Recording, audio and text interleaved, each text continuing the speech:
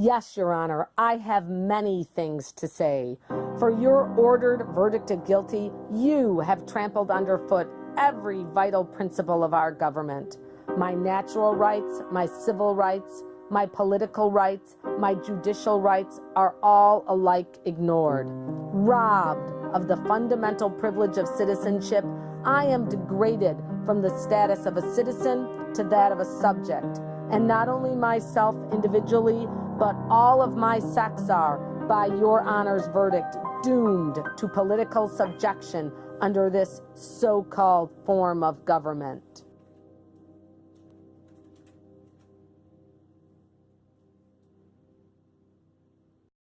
Susan B. Anthony was born on February 15, 1820, in Adams, Massachusetts. Her parents were Quakers named Daniel and Lucy, who were activists, which inspired Susan B. Anthony.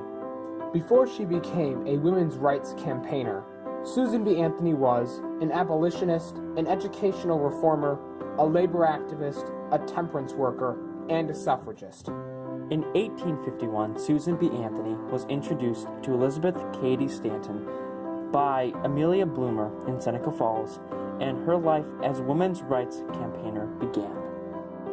We are here at the Yates County Historical Society with Mr. Rich McAlpine to discuss more about Susan B. Anthony. Why was Susan B. Anthony so moved to participate in the campaign for women's rights and suffrage? Well, she got into the women's rights movement actually the decade before the Civil War, the 1850s, and that's one of the first times she came into Yates County. The earliest reference I've found to her is 1852, and she came in by way, as a lot of the women's leaders did, came in by way of the anti-slavery movement. She started out as a spokesperson against slavery, and within the anti-slavery movement itself, she could see women being discriminated against. And women speakers weren't allowed onto the stage at speaking situations, and that really bothered her. So what brought Susan B. Anthony to the Finger Lakes? I think she actually operated throughout the whole western New York area. I mean, this was one county among several, obviously Monroe County, but she, that's how she spread the word, was through her going to meetings and speaking and writing to women that were active throughout the different counties. So her proximity, the fact that she lived in Rochester, is the main factor. On January 10th, 1855, the Women's Rights Convention of Penn Yan gathered in the Wesleyan Methodist Church. The Wesleyan Methodist Church was located on the corner of Court Street and Main Street. The building is still there, but it is an apartment house today. We are being taxed without representation. This is tyranny. Women is the greatest enemy of her own sex. She spurns the betrayed, but feels flattered by the attentions of the betrayer. The Methodist congregation in town split over the issue of the Fugitive Slave Act. Some wanted to obey the law, and others saw what they called a higher law and wanted to get involved with the Underground Railroad. That group, the more liberal group, built that church over, which is now an apartment building over there. And there was a large women's rights convention there in 1855, and there were two major speakers. One was Susan B. Anthony, who came down for the afternoon session, gave a major speech, which was really well recorded in the local newspapers. And there was a gal named Ernestine Rose who led the evening section and was the speaker there, and she is described as quite an orator. And that really caught a lot of women in Yates County up into the movement. And that was 1855. So really, she comes down through the Civil War years, all the way into the 1870s and 80s. She really spent a lot of time in Yates County. and had a lot of women here that she worked with. On December 20th, 1866, Elizabeth Cady Stanton and Susan B. Anthony spoke at Bush's Hall to a small audience about getting women the right to vote. The building that was once Bush's Hall now houses Long's Cards and Books. We call ourselves Democrats and our government a democracy, yet our laws are such that the most wealthy and powerful half of the people make rules and regulations for the government and taxation of the weaker half. This we are pleased to call democracy.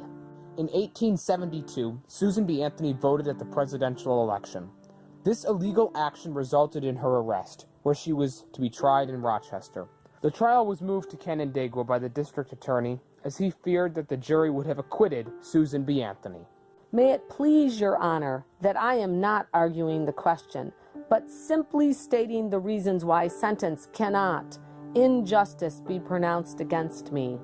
Your denial of my citizens' right to vote is the denial of my right of consent as one of the governed, the denial of my right of representation as one of the taxed, the denial of my right to a trial by a jury of my peers as an offender against law. Therefore, the denial of my sacred rights of life, liberty, and property. I will continue to educate women to do precisely as I have done and rebel against your man-made, unjust, unconstitutional laws that tax, fine, imprison, and hang women while they deny them the right of representation under the government. From the time of her arrest till the time she stood trial in Canandaigua in 1873, people were interested in her. Whether they agreed with her or not, they were interested in her. The judge at the trial in Canandaigua instructed the jury to find Susan B. Anthony guilty regardless of her arguments. Susan B. Anthony was fined $100, which she refused to pay. Had she been jailed, she would have been able to appeal at the Supreme Court, which would have given her even more attention. So what was her impact with her trial and everything?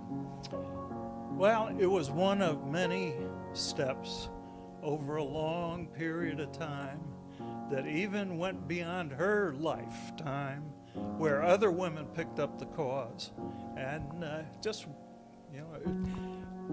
women getting the vote in New York State was just a very long and difficult process, as it was in other states as well. So it was a step, but one of many steps. Do you think that if the trial was in Rochester as it was originally planned to be, do you think that her success would have been different, or do you think the outcome would have been greatly different in the long run had she not been tried here in Canandaigua? Probably wouldn't have made much difference because she got so much publicity out of the arrest and out of the trial, and it affected people even outside of New York State. So I don't think it would make much difference whether it was in Rochester or Canandaigua. Maybe the fact that it was in Canandaigua got more Yates County women following it, and the newspapers. So what was Susan B. Anthony's lasting impact when she left, or did she leave any impact? Oh yeah, she had a major impact. She was one of the iconic leaders of women's equality in the country.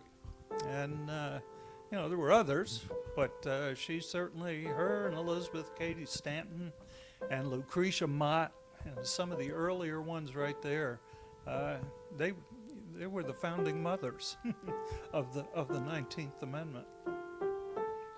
Of the suffragists that were out there that were fighting for that right to vote and for equality of women, what do you think made Susan B. Anthony special about what she was going for? Her speaking style and her dedication to the cause. And she was an orator. And of course, the 19th century was a time of oration. both with male politicians and people in the social reform movements. And it was her drive, her motivation, and her speaking ability, and her ability to motivate others and inspire others that made her a key figure.